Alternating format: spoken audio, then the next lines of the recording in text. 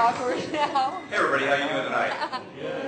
Good. Well, I'm 48 now, and I noticed things started changing a little bit around the age of 45. You know, like when I had conversations with my friends before, they were about football or what you were doing at work, and now they're about medical tests, injuries, and how you're adjusting to your sleep apnea machine. But it's really strange. A lot of strange things happen. One thing that's weird is guys around 45 start giving driving directions even when it's completely unnecessary nowadays. Yeah, for example, when you leave the parking lot here, I would never tell you this, but when you leave the parking lot here, you got to make a right at the Rio Salado to get up to Priest. And when you get up to Priest, make a right, and get on the 202 to get I-10. But sometimes there's a lot of traffic, so you have to get off 32nd Street to get all the way to Camelback and hit over the 50. I would never tell you guys that. So I travel a lot, and you know, one thing I really hate is when you're sitting next to somebody and they bring smelly food on the plane. I was sitting next to a guy the other day who had corn nuts. He didn't have any food, he just had corn nuts. I guess this joke isn't about food after all. I was getting on the plane for a really long flight the other day as well, a different flight, and I was worried about who I'd be sitting next to, and maybe they would have smelly food, or maybe they would do something to make me feel uncomfortable. So when I got to my seat, I looked down, and it was a priest in the full collar and everything. So now I was worried about whether he would be comfortable. Yeah, so when I sat down, I just put my hand on his thigh, and that compass runs right down.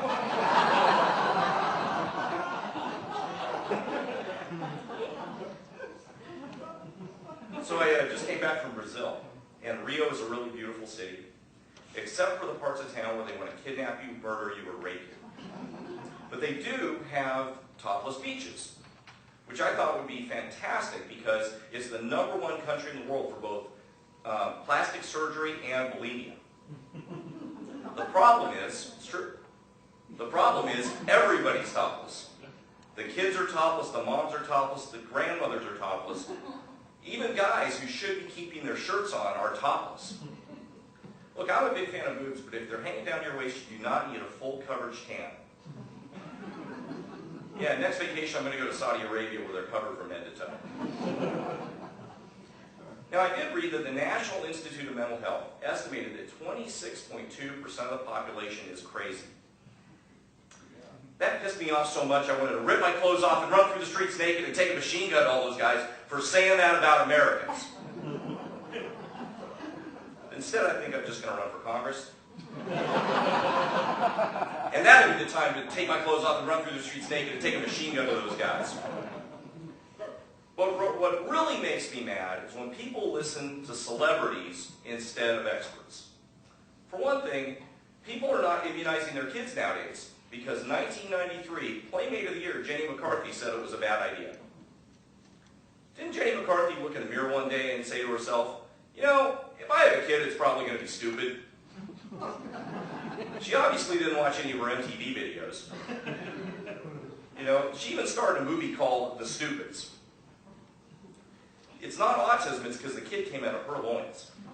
She could hump Albert Einstein and Stephen Hawking in a three-way and the kid would still turn out to be a doofus.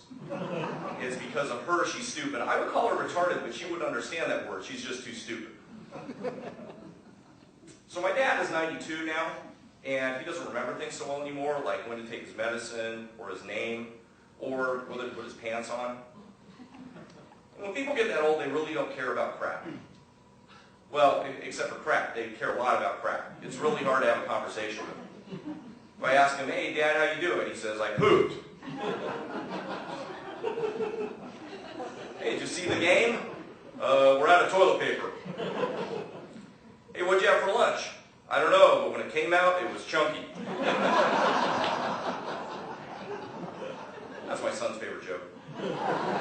Yeah. I knew he needed to be in assisted living, though, because he started trying to do weird things, like light the electric stove with a match, and he got confused between the toilet and his lazy boy. But then, the last straw was when he gave my credit card number to the telemarketer.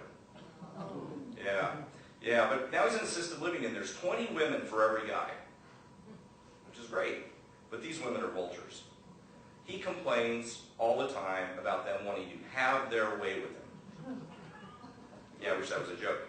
I was there the other day, and one of them was bothering him, and finally, you know, he got mad, and he said, look, I can't do anything. I had my prostate out 15 years ago. And she looked him right in the eye and said, yeah, but your tongue still works, doesn't it? All right. Well, thank you very much. My name is Moody.